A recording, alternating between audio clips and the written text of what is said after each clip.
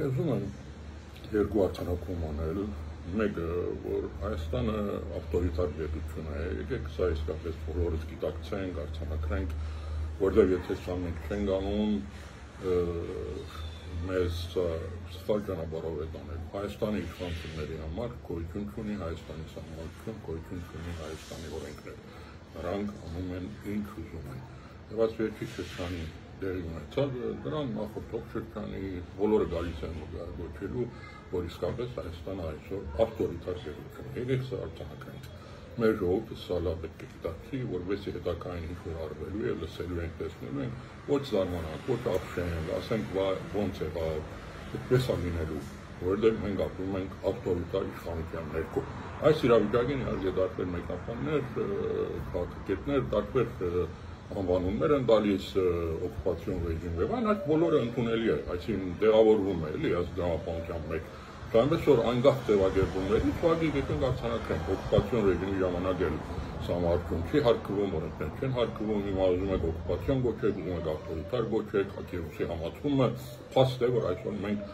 սահմանություն օրենքներ իշխանությունների կողմից չի հարկվում, մենք իսկապես ավտորիտար փուլում ենք։ Սա պետք է մեր հիմնական դիրեք ուղենիշը լինի, որովհետեւ ժողովուրդը ինքը կողմնորոշվի, թե ինչ է իրենից սպասում, ինչ պետք է անի այս իրավիճակը փոխելու համար։ Սա մի արձանագրում։ Երկրորդ արձանագրումը, որ ուզում եմ անել, դա հետևյալն է։ Նայեք, այս բոլորի հիմքում սանկցիա իրադարձություն, որ շվեցրեք, բացեք մի քիչ շերտերը հետ գնաք, կտեսնեք, որ այս բոլորը գալիս անկում է Արցախի խնդրին։ Նայեք, Փաշինյանը Արցախը հանձնել է Ադրբեջանին։ Սա հեշտ է ասել ու ընդունելը, բայց Փաշինյանը հայկական լեռնաշխարհի ամենահայկական հողագտորը հանձնել է Ադրբեջանին։ Նայեք, քրիստոնյաներս մենք ծնվում ենք այսպես կոչված սկզբնական մեղքով, թե գալիս է ատամ եւ այից, մգրտություն ենք ստանում, որպես այդ մեղքը մեր վրայից հանդի։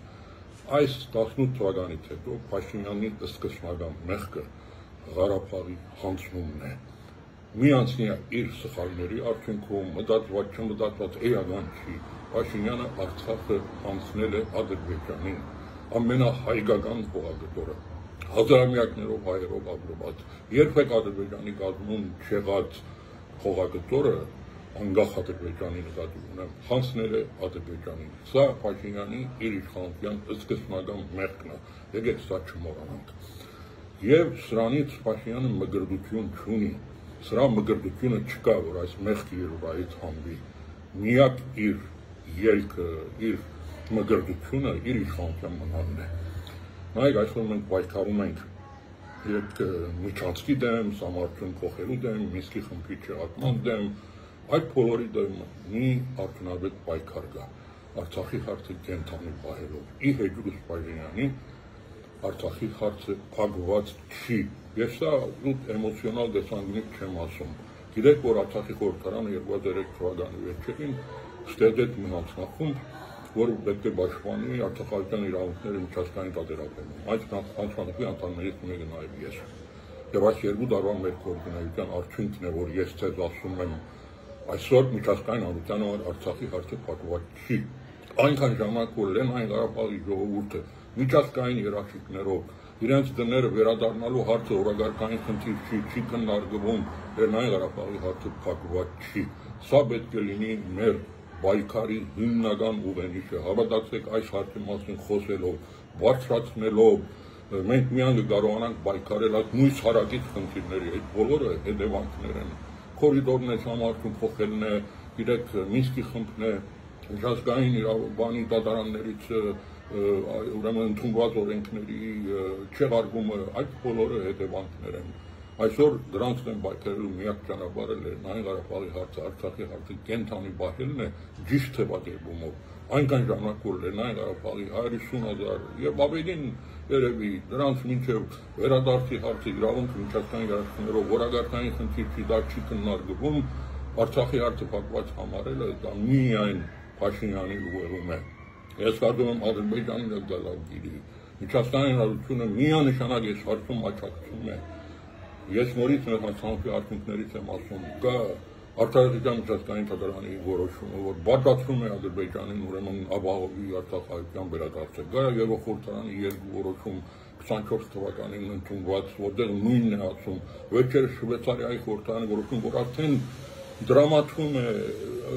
պրոցեդուրա, ֆորում, որտեղ պետք է Ղարաբաղի ներկայացուցիչները եւ Ադրբեջանի ներկայացուցիչները նստեն խոսեն իրենց վերադարձի մասին եւ հավատացեք այս բոլորը միջազգային շատ լուրջ աջակցություն ունի, այնպես որ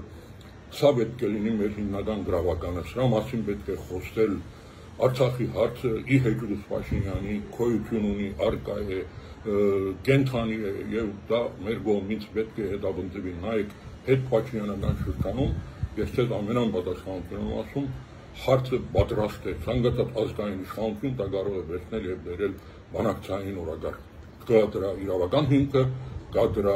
ուրեմն քաղաքական հիմքը Եվրոխորհրդարանի որոշումով, կա նրա պրոցեդուրային հիմքերը եւ սա ունի շատ լայն միջազգային աջակցություն, այնպես որ Լեռնային Ղարաբաղի հարցը իր ժողովրդի վերադարձի խնդիրը այսօր ակտուալ խնդիր է, օրակարգային խնդիր է եւ հետ Փաշինյանական իշխանության համար սա այն հարցն է, որ մի անգամից պատրաստ կարող է վերցնի եւ բերի բանակցային օրակարգ։